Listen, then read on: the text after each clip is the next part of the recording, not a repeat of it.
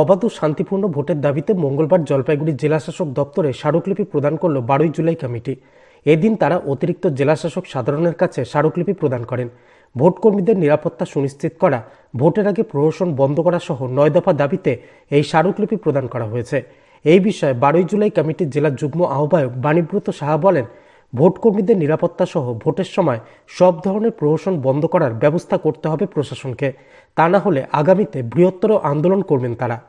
আমরা হচ্ছি শ্রমিক কর্মচারী শিক্ষক যুক্ত আন্দোলন কমিটি 12 জুলাই কমিটি জলপাইগুড়ি জেলার পক্ষ থেকে আমরা জেলা শাসকের কাছে স্মারকলিপি প্রদান করেছি এবং এই স্মারকলিপি প্রদান হচ্ছে অষ্টাদশ লোকসভা নির্বাচনকে সামনে রেখে আমাদের এই স্মারকলিপি। পশ্চিমবাংলায় বিগত 1 দশক ধরে নির্বাচনের যে প্রহসন এবং যারা নির্বাচনে ভোটকর্মী হিসেবে দায়িত্ব প্রতিপালন করে তাদের প্রাণের ঝুঁকি নিয়ে এই কাজ করতে হয়।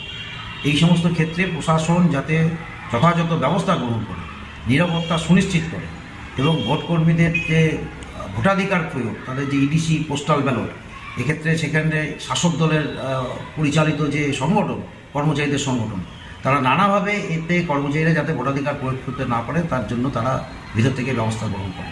স্বাভাবিকভাবে আমরা বলেছি প্রত্যেক ভোটকর্মীর ভোটাধিকার প্রয়োগ সুনিশ্চিত করতে হবে।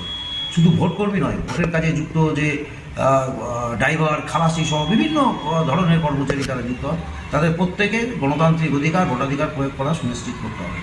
এছাড়া ভোট গ্রহণ কেন্দ্রে কেন্দ্রীয় বাহিনীকে যথাযথভাবে ব্যবহার করা, আইন শৃঙ্খলা যাতে বজায় রাখে এবং কেন্দ্রীয় নির্বাচন কমিশনের যে নির্দেশিকা, সিভিক ভলেন্টিয়ার সহ কন্ট্রাকচুয়াল কর্মচারীদেরকে নির্বাচনী কাজে ব্যবহার করা যাবে না, সেটা যাতে মান্যতা দেওয়া হয় এবং নির্বাচন কমিশনের এই আদেশ যাতে মান্যতা দেওয়া হয়, সেই বিষয়গুলো দেখার জন্য আমরা বলেছি।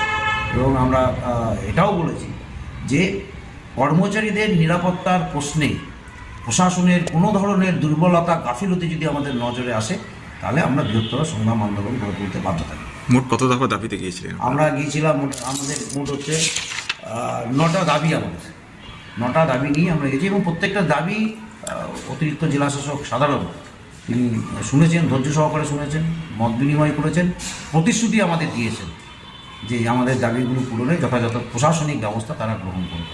Disclaimer. This channel may not promote any violent, harmful or legal activities. All content provided by this channel is meant for an educational purpose only.